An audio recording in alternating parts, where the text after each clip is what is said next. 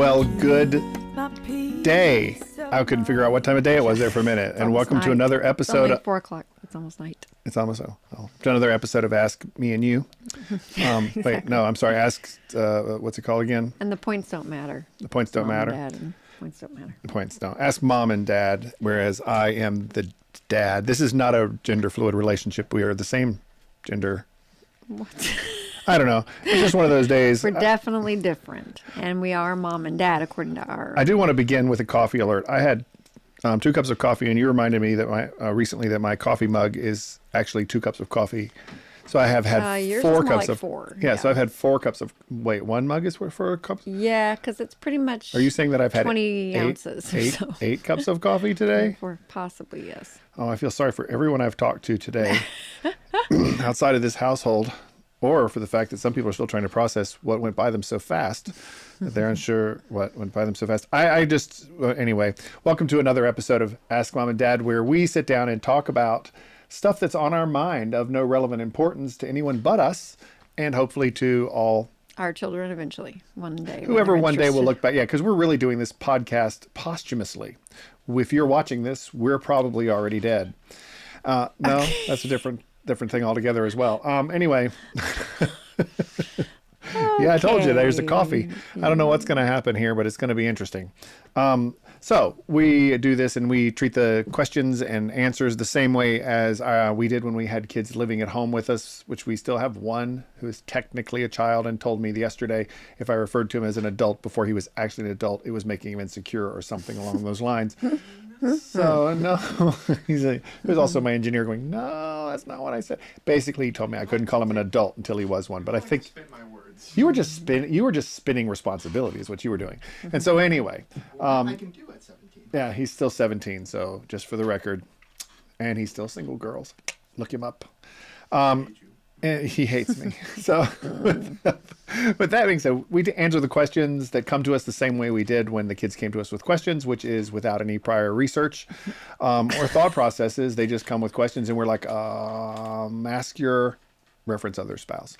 So we take them on as best we can. But I want to begin today with a couple of tweets, the funniest tweets from this week, dated October 23rd through 29th, but the funny tweets were this particular week. So this is Christmas. December 1st. I should have done funny Christmas tweets. I can look that up in a minute and see. But I thought this was great. It says, this is that time of season where my kids are mad at me for the house being cold while they're literally only wearing underwear.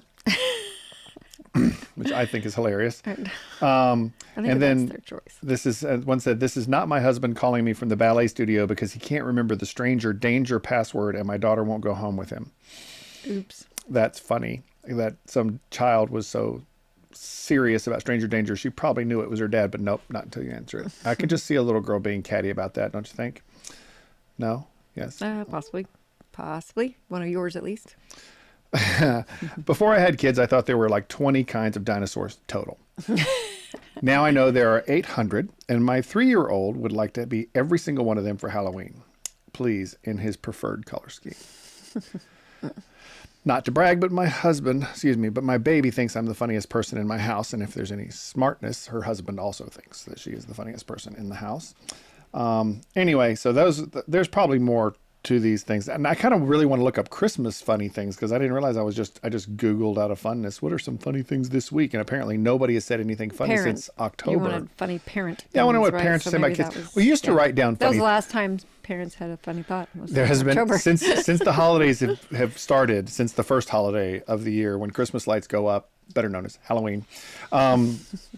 We have had nothing funny happen since then. I mean, maybe not. But we did that with our kids. We tried to keep up some. Did we have a little phrase book where we used to keep up with all the funny things that our kids said? And Yeah, I used to write down the things they would say that made me laugh because I knew I'd never remember them. And they're right. I don't remember We don't except remember the them? ones that we wrote down. Well, which the reason aren't very many. The reason I looked this up was because I shared with you before we went on to the air was that I was looking through pictures last night from this all the way back to like when we were 20. I know that I was in my 20s because I had majority brown hair, and there was a picture of me just making a face that. like like this, and my kid. What's beautiful about it was in That was your child, surprise, a young scary, child handbook. about to run out the door frantic. Well, I was actually dressed for a photo shoot. So I think it was when we were out doing like our family photos remember the falls yeah, in IKEA. Wisconsin? Yeah, when we went to IKEA. No. The falls in Wisconsin, where we'd that go was up there a and long time I would ago. do stupid stuff like make you wear your headphone mic and sing in the wilderness so that you look like you were rocking out in a music video. Yeah, I remember that. You do? But found I those remember pictures. in Phoenix Those are good we looking couldn't find pictures. anything except a cactus, so we would go to IKEA because. That was Arizona. I'm No, talking that's about what I said. Wisconsin. I was On the just making back, it. on the back of my, I know. I mean, but the point of so I looked up funny things my parents said or parent tweets because my child wrote on the back of that picture of me making that face, "Daddy on sugar," and I thought, humor begins young. There we go. Especially with your kids. How about this one? Here's a tweet that I think is worth. Schools need to make Spirit Day that's easy for parents. Like, my mom forgot it was School Spirit Day, which is a good one. If you're going to gift a child a craft kit, then you also have to do the craft with them. It's the law. At least from the kids' perspective. Yes. That'd be the whole point. They don't want to do a craft unless they're doing it with you anyway. Yeah, I can't really Hey, read the speaking of language on this crafts. one. What kind of blankery is this? That's me helping my son with his math homework. Speaking of crafts, Go ahead. One I remember doing with my mom was Valentine's Day, which I still don't really. It's really not my favorite holiday, but I remember those days with fondness. Doing crafts with our kids? No, my mother. I said. Oh, doing crafts. with my Yes, mother. Yes. I remember she was big on and she still does crafts now and then. She doesn't realize she's doing it, I don't think, but she likes to do little diddly things and send them to my kids. Growing up, she did all the time little things for them to learn in school and such, like a page with cut out from a magazine, different kinds of plants and stuff. I just love that. But we did Valentine's Days, like hearts springing up off the page and some stuff like that. It was kind of fun. That is kind of fun. I can't remember ever doing crafts with my parents. I now feel like a dejected child who never had You're any a boy. life. You had to play. Yeah. You did lawn mowing with your dad or something. Yeah, that was my dad's idea of crafts. Why don't you go out there and shape the front yard a little bit? There you go. How am I going to shape that, Dad? Here's a pair of scissors. No, I'm just kidding. Use the lawnmower. Don't mind the fact that the hill is an 90-degree angle. Just kind of hold it down. Let it down with a rope and then pull it back up. Oh, no, wait. Better yet, walk at an angle. And as you walk at an angle, it will work out better for you. That's how these things worked out. Meanwhile, I'm talking and not on camera. What's going on? I'm glad this is a video. I'm too bright. I am very intelligent. Thank you for pointing that out. Bright, as in your hair is too You shiny. can actually turn the light down. That's what I was looking for. There's a knob to turn the light down. If you're looking for that. Oh, there. There it is. There you go. So I thought we might ought to talk a little bit about the challenge kids or families are Live facing these podcasting. days Go ahead. with deciding to try to homeschool in the face of the public school being such a poor option these days. I think it has been different at different times, but it's getting worse and worse, and people are starting to notice it. And it occurred to me the other night that in our homeschooling days, it wasn't perfect scenarios even for us. I know there are parents out there afraid of stuff like disabilities or things that might cause their child not to have like learning issues or problems, or even health issues such as ADHD, which kind of is a little bit of both. You mean or afraid because genuine they don't health think they can issues. handle it if the child has these issues? Just wondering, if they find those to be challenges they're genuinely concerned about, so therefore they're not going to want to homeschool because of these things, or if they meet these challenges, either tempted to give up or tempted to be concerned about it. I woke up thinking about that the other day, that I wish parents could have been flies on the wall for our homeschooling days, because to me there were definite challenges like that, but I would not put them, I would never have wanted my children number one, diagnosed, because diagnose, all it does is kind of give you some sort of label that either makes you think you We can diagnose all of our children right now without any doctors. I mean, we had pretty much all of them are ADHD. they all have some form of attention deficit. Yes. Especially when you're trying to read to them very long term. Well, I've discovered that children in general have an attention deficit disorder. Exactly. It starts that way. The only attention that they want in the early days is to be the focus of your Of attention. your full attention. Yes, that's and true. to give you attention is a challenge. But I mean, not to make light of parents' challenges, because there are quite a few challenges of any kind. And I would say, just like in a marriage, what you do is you commit to do this. And the challenges you face are going to be there no matter what, whether you are at home trying to educate them, trying to send them to somebody else to educate them, and still, maintain some sort of normalcy at home. And kids are going to end up in accidents. They're going to end up in with issues like illnesses. We're dealing right now with, should parents vaccinate their children before they send them to public school for a genuine illness that at this current time does not affect them very deep, very extremely at all, except in really, really small cases. So I understand the challenge of these things, I guess is what I'm trying to say. And I know that we had we had two children with extreme eczema, which caused them a lot of pain and bloody hands and We still have things one of that them. we, well, one of them still at home. The other one we But got we rid had- of quietly. We without had telling issues anyone. that, like, when we went to dance, her bloody legs would come through her tights. I mean, it was stuff like that you were worried about people seeing and assessing things that weren't true. And sometimes they would even ask the child, what do you have? Like, are you contagious, basically? Those kinds of things. But those are challenges just because you have children is what am trying to get at. They're children's struggles. There are some worse than others. There are definitely some that we did not have to face, and I praise the Lord that we didn't. But I don't know what we would have done possibly, in those severe cases. And I feel for parents who have to deal with that. But we did have some definite issues. We have one still who would be diagnosed dyslexic, who really never learned to read well. He still doesn't consider himself a reader at all. And we tried many different angles to try to teach him to read. But yet, when tested, turned out to And- be quite intelligent. He Well, I was didn't think he gonna was say, smart because very of that. successful, especially because God ended up pointing him to the right direction in a job that really fits his skills.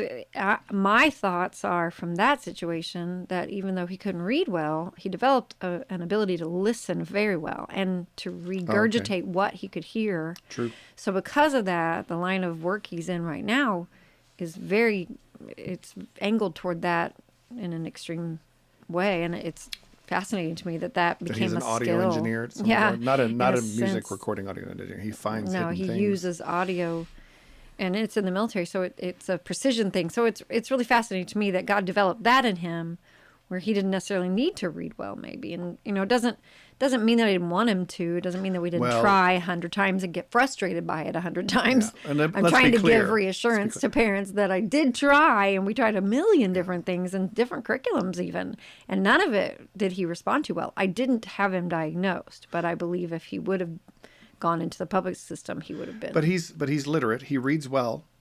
I mean, he does read. Well, he reads. Right. Well, here's what I want to get at. He He's reads well. does not confidently, and he struggles still. Well, part of it though is I know that he still struggles with words, and he doesn't like to read because sometimes the letters are turned around or whatever that dyslexia does to you. But what I'm getting at is we found ways to get him to read and to develop. It's not like you were talking. So the idea is One of the our ways that children. You're probably going to suggest what I was going to say too, or maybe not. No, One of I the was ways gonna we got give you him the to way- read Yeah, was to give him comic books. He liked Yeah. comic books. he did. And so he would work at the phrasing and the words and the things that were in comics, which means sometimes those words were words that were made up, names of characters and whatever. But he would read comic Well, books. we and- gave him the Bible version too. There's the Yeah, we do. comic version. of Here's the Bible in comics. But I think He got one too. he had one first. I think he was spurred on by that because of the pictures. He wanted to try to learn, but he also was able to figure out more. So he developed his cognitive abilities one way or another. He still doesn't feel confident at reading, but he does. He did definitely start to do some reading. It was more about instructions. I would tell teachers when he finally did go into high school, public high school, the teachers, if they would remember to read the instructions to him, he would remember them really well and do what he was asked to do. Yeah, that But- was one of the things interestingly about our kids is not all of them homeschooled throughout. I think we've talked about this before. So we did have to figure out how to take what we had learned about schooling our kids and put them and carry those over into their education into their public education. Well, that was another angle that I wanted to talk about. I didn't have a lot of confidence teaching wise. There was all the rumors of, there'll be a gaps, or learning gaps, or there'll be this or that a parent's good at, and this or that they're not, and you're going to have to get other teachers to teach them these things.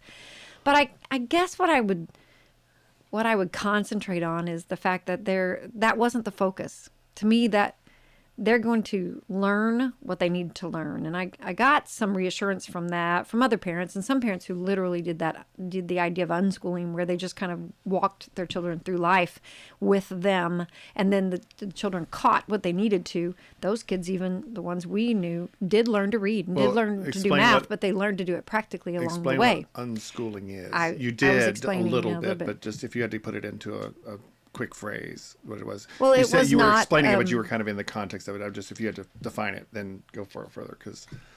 Go ahead. I'm sorry. It was not a specified curriculum. They did not ever really sit down and do quote school around a table. They did projects. They did interactions with others. The mom would sit on the sofa maybe and watch a documentary and invite a child to watch it with her or not, that kind of thing. It was very undefined. But they might do, say they bake a cake, and as they're baking a cake, they'll watch the fractions and do the specified things, so the child learns some practical applications of what they're learning, but at the same time not calling it math necessarily. So basically they kind of had the philosophies, like as you move through the rhythms of everyday life, the parent is the teacher is looking for opportunities within that to direct an educational experience. Exactly. So it's kind of like, I desperately wanted, when you said they'll watch the fractions, I wanted to ask if that came before or after the Flintstones, but that's no longer funny, but it was funny to me.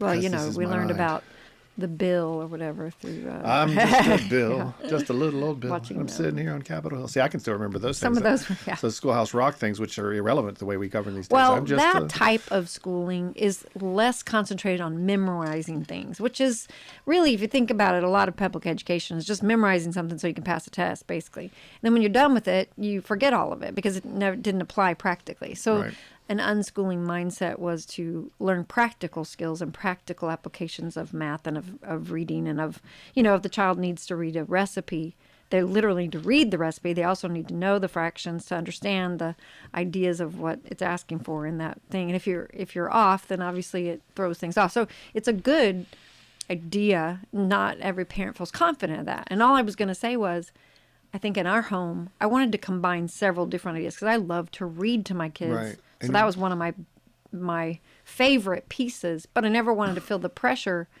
of a specified curriculum that I feel like they had to, conquer or do perfectly, because I knew that wasn't also practical for the number of kids we had, as well as the different age groups, as well as I didn't want them sitting at a table for literally however many hours a day, because that wasn't also homeschooling to me. It was sitting on the floor playing blocks, or it was building this or that, or going out on a walk and drawing a flower, or doing, those kind of things that would bring some of the education into their heart. I love the philosophy of Charlotte Mason, who liked that same idea. She wanted you to do small lessons with them that were she called it living, like living books and living illustrations and things like that would connect the child's heart to information so that they could retain it. What would you call a living book? Give me an example. Yeah. Can you think So of a living book,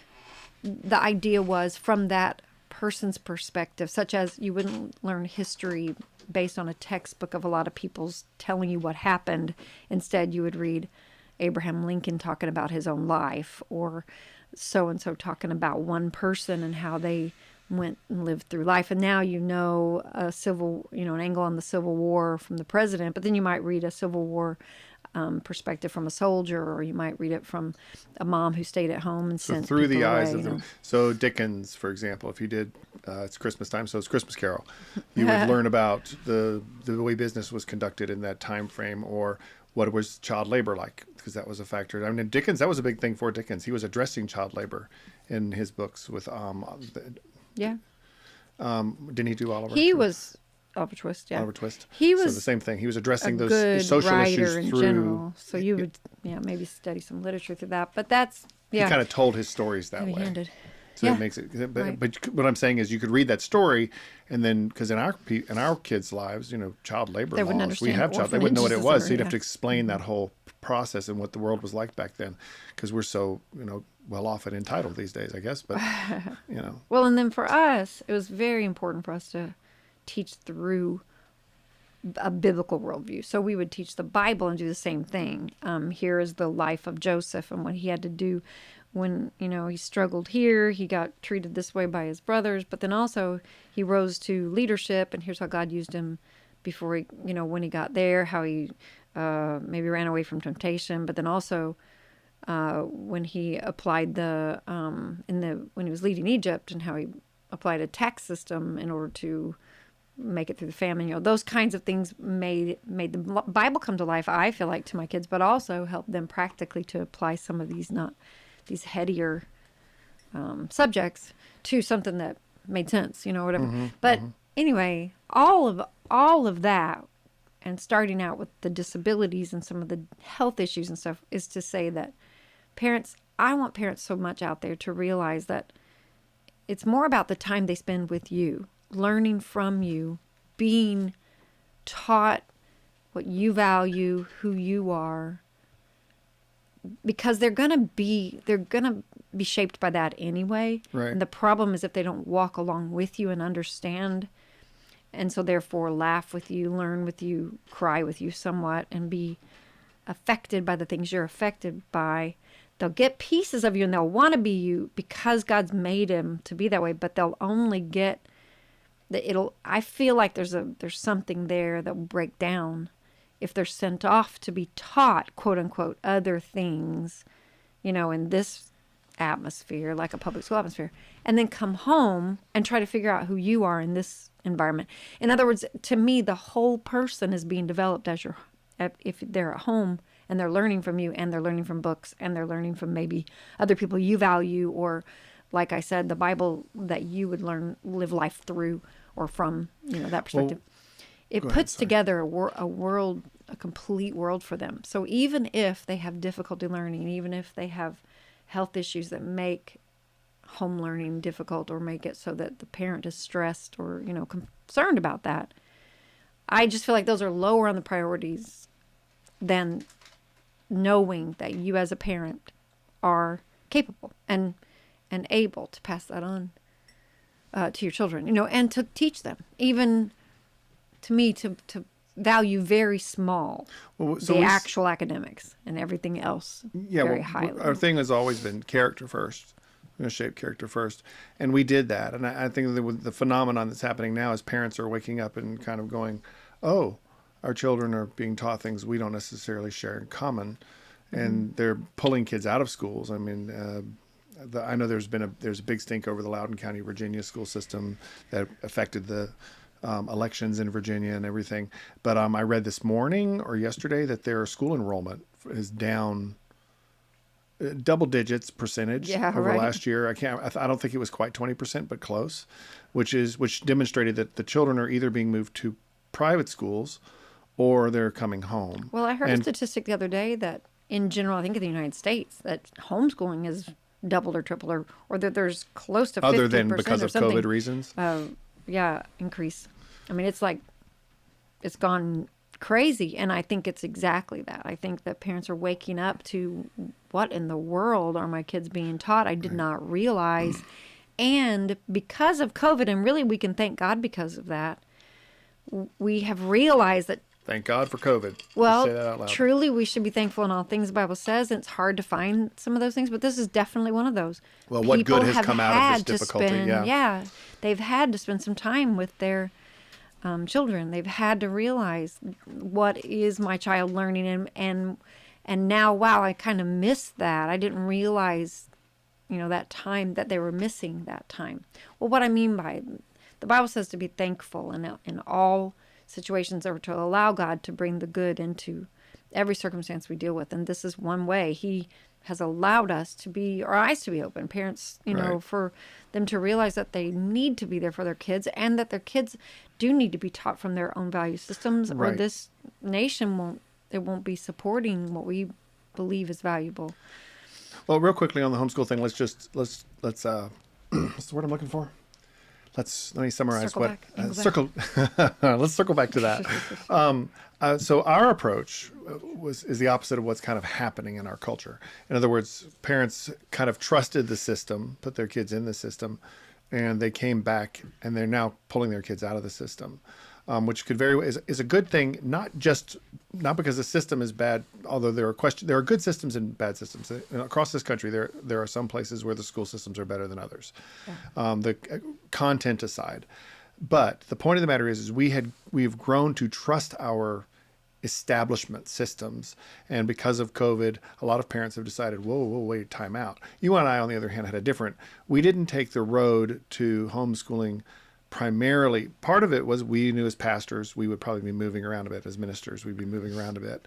And so we wanted to kind of have some stability in the home, but that wasn't primarily it. We started with saying, not that we don't want to trust the system. We just want to make sure that we begin with laying a foundation before we expose our kids to the system. Well, it's kind of like for a while there was a really, and I know at least one of our daughters is challenged by that right now. The school system tried to discourage homeschool parents or parents at all to say, you just can't offer what we can offer. You aren't don't have capable. everything you need. Yeah.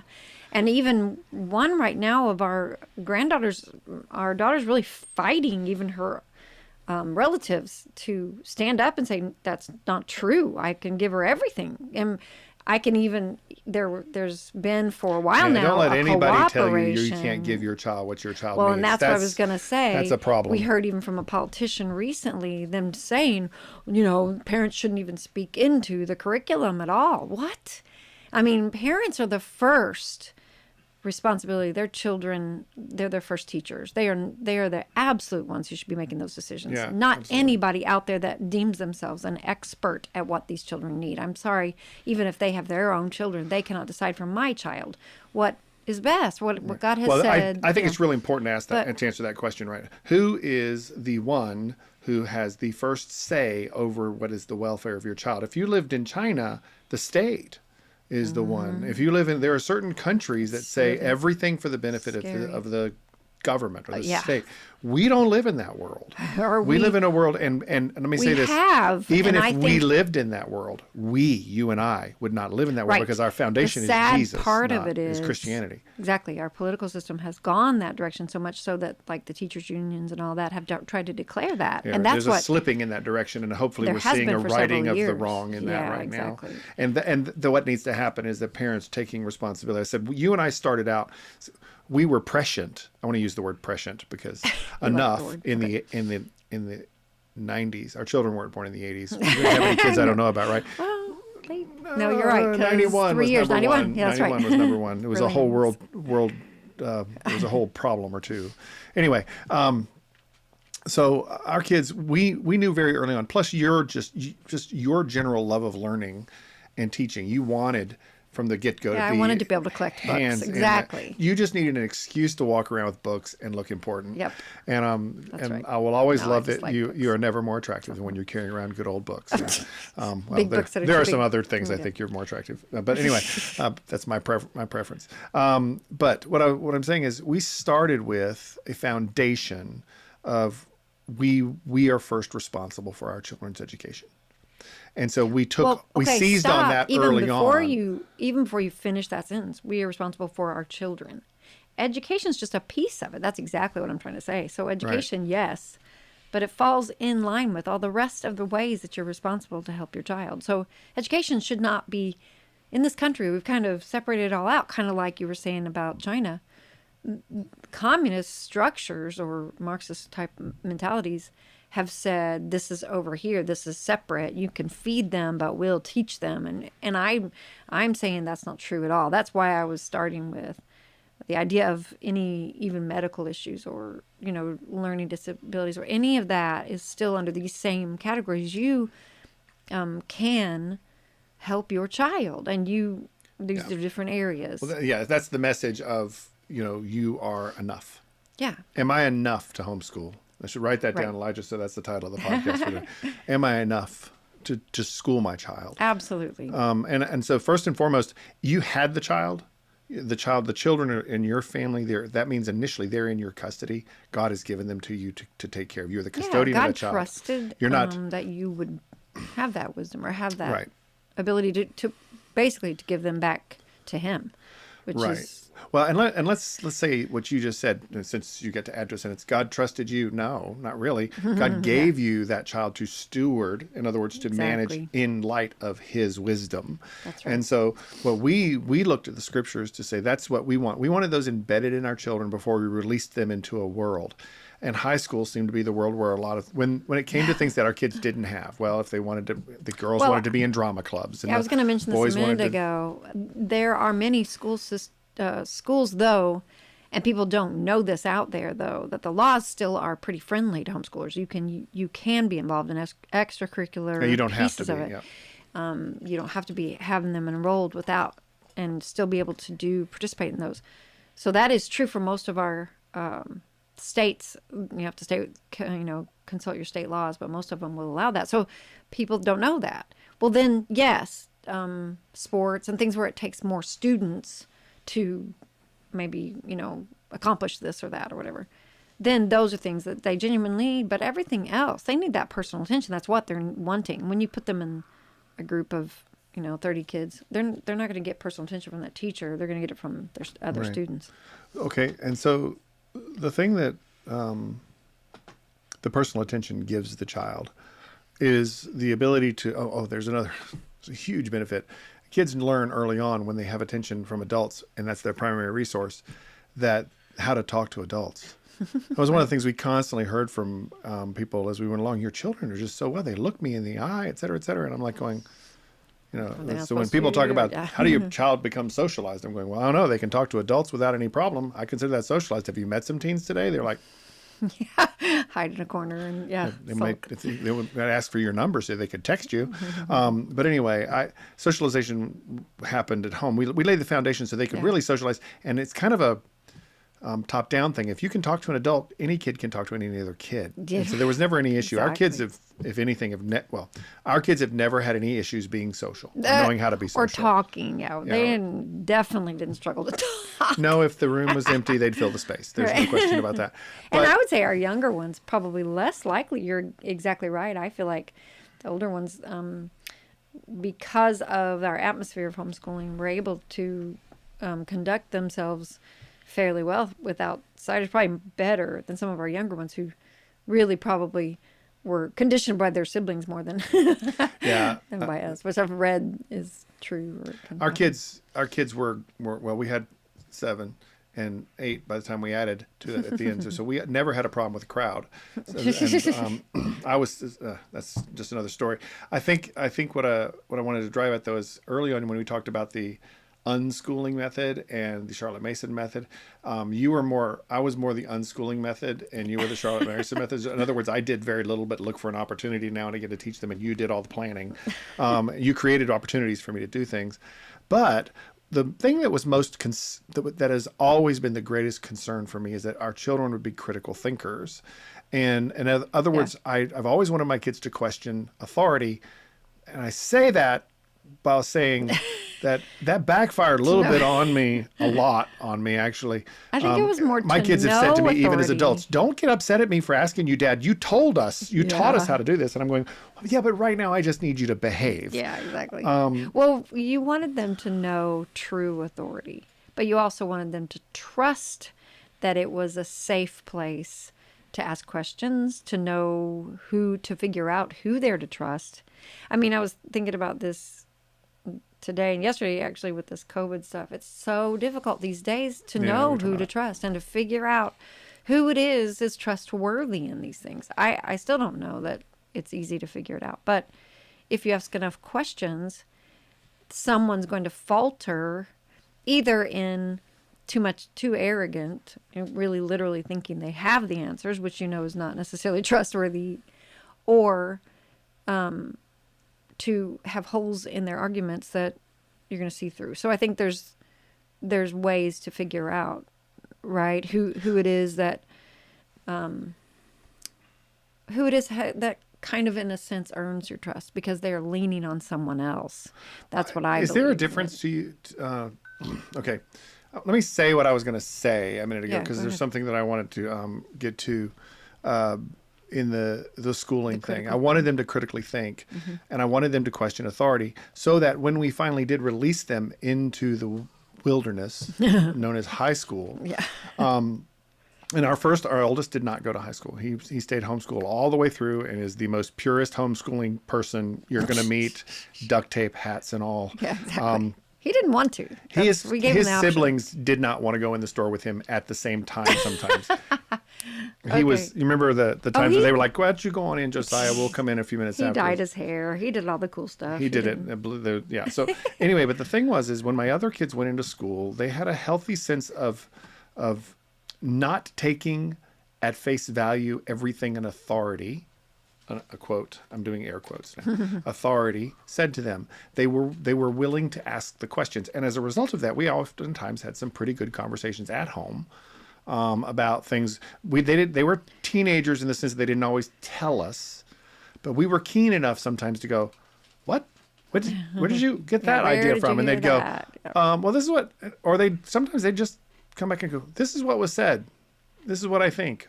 And they were thinking about those things. And that's the unschooling thing. We were just kind of, those things would unfold in our conversations.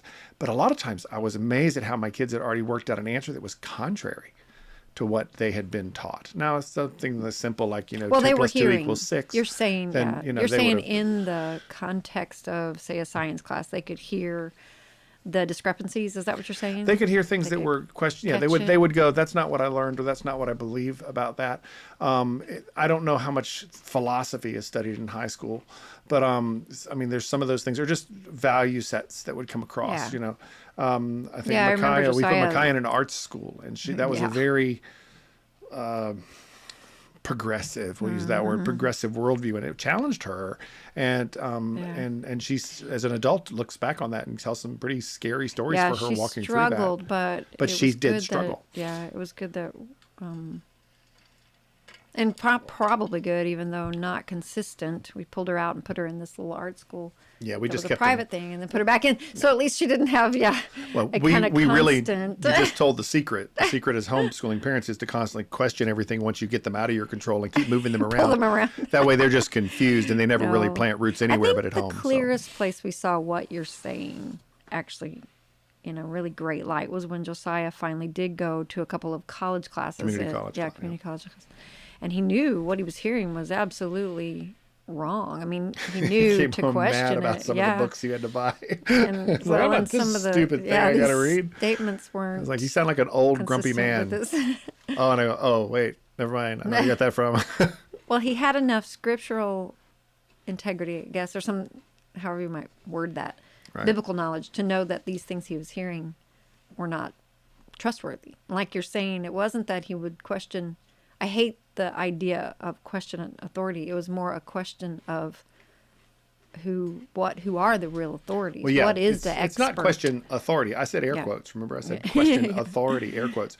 Because authority in today's generation, parents just put their kids in school. And I don't want to say that broadly. I want to say that generally. I think that is broadly, isn't it? I want to say that a lot of times we think that parents just put their kids in school and think, well, the school will teach them the stuff they need to Yeah. know. Yeah, they and then trust, parents like are we so said busy last time. chasing their own goals and dreams. And I think this was my own struggle. I was relieved yesterday. I was going through, I told you I was taking pictures, and I wasn't in all of the pictures, which tells me I took most took of the a lot. pictures. Yeah. But the ones I was in, besides the one I told you, I looked at myself, I said, why do I look like an old lady? Gray hair at young ages doesn't work out. It was a really blurry picture. I want to point that out.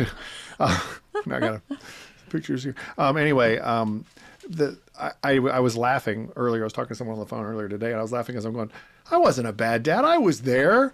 You know, you kind of get like older. I said, you took us to IKEA to take pictures, which was bizarre, but I it, showed up. was a nice- I was there. I was thinking that's today's modern worldview of being a good parent. Just show up. No, there's more to it than that. But yes, show up and be there. well, I think these Wrestle on the floor more, generations that's have it. learned from that though, because there was the quote greatest generation. What was great about them was their work ethic and the way they taught hard work, and but it was an era that now this, like, I guess these would be grandkids of that generation or whatever, are trying to learn, or maybe great grandkids Our that they grandkids are great. also, what's valuable is to be with kids. And now in our technological age, a lot of people can work, do hard work even from home. It's not physical labor like it used to be, but they're being challenged to be with their kids. And that's exactly where I'm going with this. Right. I think parents need to realize of all the jobs they've got out there, of all the great things they can accomplish, the absolute first one should be to pay attention and know that they're capable of teaching their kids, including any kind of these challenging type situations like disabilities or health issues or whatever. All of that included, still that parent is capable. It's difficult. And like I said earlier, just like getting through a marriage is difficult. I was talking to my daughter today about how, there's the shallowness kind of attraction when you first meet somebody, and then there's the beginning of marriage and how you've got to grow, and some things are fun and some things are whatever, and then the middle part is really kind of difficult. You hit head on with a lot of the challenges of just trying to stay married, stay attracted, stay, faithful to this situation. Yeah, you don't have to But when dwell you on that. get Keep to going. our age, well, what I want to say is that's I know. the hard part. Raising kids, having these little ones that pull on you and Right. challenge your sleep and your ability just to make it through, knowing something about this is joyful, On the other side of it is the deep things of marriage, and they're the deep things of being with someone who knows you and that you trust, whether or not communication's gotten any better, which we would probably say has gotten worse in some ways because you can't hear each other as well. You can't hear you, and then I can't talk. And can't think of the words you're trying to say. Get a bad case of the. But I'm saying, like, even with your children, if you've made it through those times, you've gotten to the other side. There's such a deep, great thing that's going to be the benefit of that. Right. And that's all I'm really trying to say through this whole thing. What I think I woke up realizing was I want to give parents, I want to empower them that you can do this. You can work through these things that are hard at the moment, but getting through them will be so rewarding once you get there. I mean, in the middle of it, you can't see it. You have to hang on to these values are important. They're so important. Right. And then later you'll see why, and you'll look back and know it was worth it. But in the middle of it, it feels like you're drowning or you're, going to hit somebody or whatever. There's things that are definitely You a mean challenge. like as in punch, or you're just going to accidentally run over somebody? Yeah, whatever. I'm generally I'm the general. accidentally run over somebody person. I want to make sure I'm clear on those things. Well, with children and teaching your own children, it's quite the patience stretcher and the confidence. You never feel quite what you think you ought to. But I'm just saying that child still wants you. That child still needs you. Yeah, And definitely. ultimately, you're going to teach them everything they need to know. In reality, you can't be talked into anything that a parent cannot really teach that child. There are things later on that they will learn, skills and stuff that other people will maybe teach them, and that's awesome. And along the way, you might have access to that. But if you're with them, that's going to be even more valuable. I just feel like there's so many parents that need that reassurance that God has given you everything you need to know. For life and godliness, the Bible says. For life. That's life. Go quote Life. scripture There again, you go. like some sort of. And for godliness, meaning to pursue Him, and that's really all this life is about. Yeah, Everything else is so superficial and really I agree. temporary. So the value is to really realize eternal Well, we value. discussed that earlier today. Yeah. We're spending a lot of time right now in our culture trying to figure out how not to die of some variation, a variant of a variation of a variant, variably. Of a virus, yes. There was a V in there. I Right. couldn't remember which one it was. It was a mental thing again. Yeah, When the reality is, everyone's going to pass away at some point or another. We're so busy worrying about this one possibility, but throughout the last couple of years, people have died from throughout that time, and not all of them have been, while they may have been marked down as related to the virus, that doesn't mean they all were. People have died from everything. I mean, Yeah. just like throughout history. And people have again, died. I've heard, so if you're on your deathbed, you don't hear anybody say, I regret not having worked more. Yeah. You hear, I regret not having spent time with, Right. So if we are all thinking of our mortality a little bit closer these days because of these diseases, praise God, because maybe we'll think a little deeper about what's really important. Amen. What is it really that we want to give our children? A perfect 1 + 1 is 2, or a time with me and this is what's valuable moment that, that you can't replace, I guess is what I'm trying to say. No, you can't. And I've noticed that, that's as our parents, you and I, as our parents age, I don't hear you and your parents having that real brush with sickness earlier this year, or a couple of months ago. Yeah. Just the fears that were there had nothing to do with, hey, we just want them to live forever. It had everything to do with, I want to be with them. You were as concerned with the fact that they might suddenly not be there as you were with anything else. And you know what I'm getting at there? It's not, we know that sooner or later, everyone's going to die. There's a time appointed for all of us, and it may not be in 2020 or 2021. But it could be, you could be, my dad was 50. My dad was a year younger than I am now when he passed away. Yeah. So there's any number of possibilities, and I don't feel like I should be old.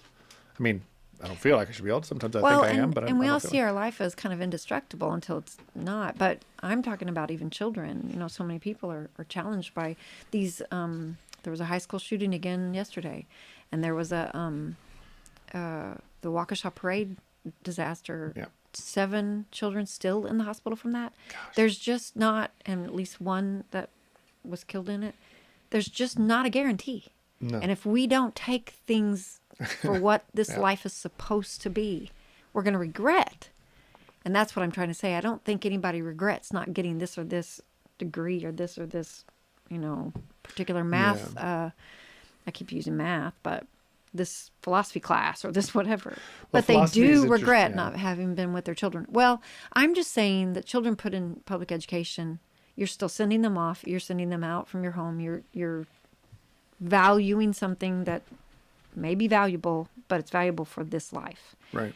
And I'm just saying choose wisely.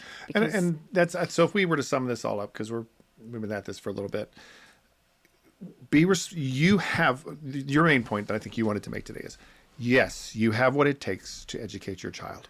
So if you're thinking about that and anybody tells you don't, well, don't call them names because it could be your in-laws or your mother. It won't be us, right. But obviously we're sitting here advocating for it.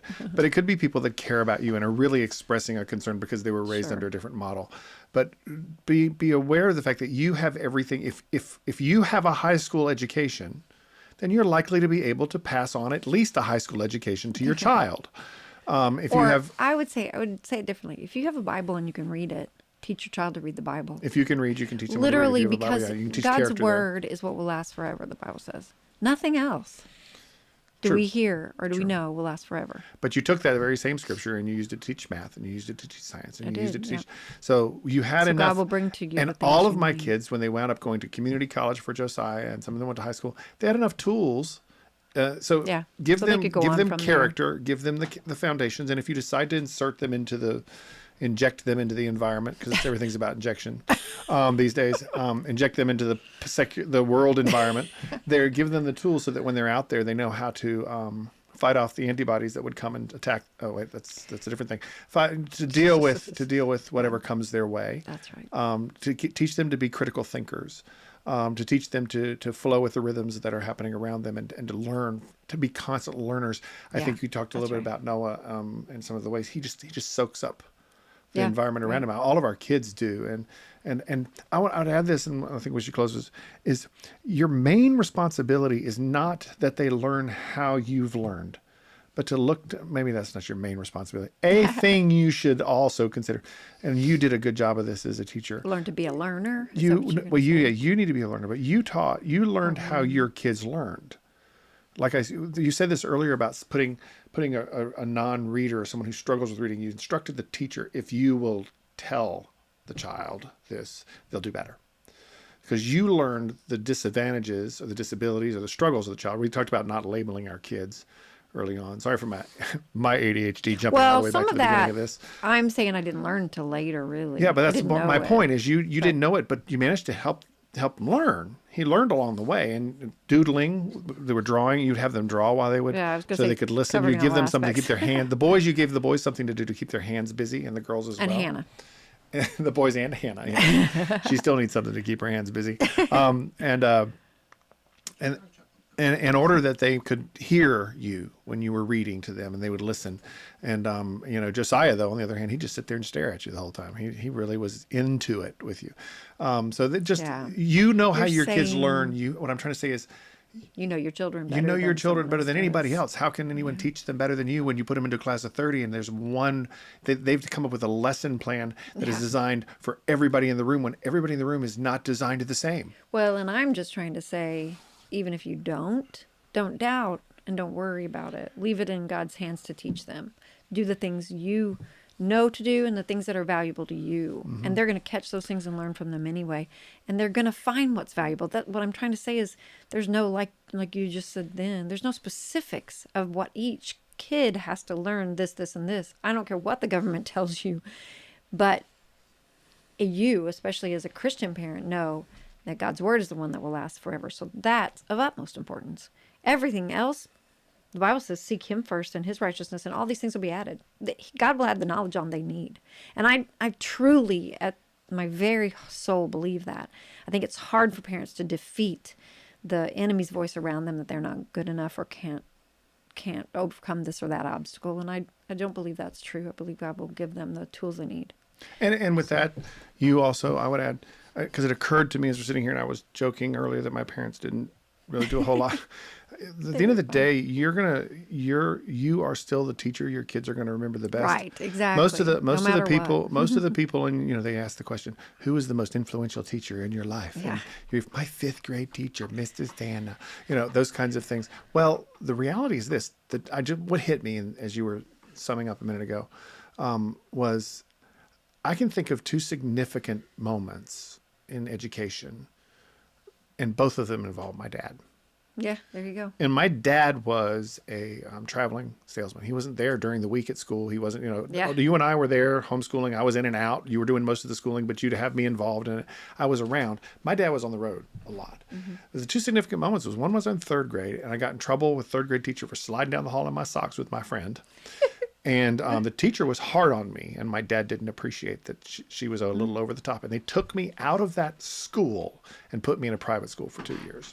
Interesting. Or I was thrown out and didn't have any choices. But as my 3rd grader, I remember it was my rescuer.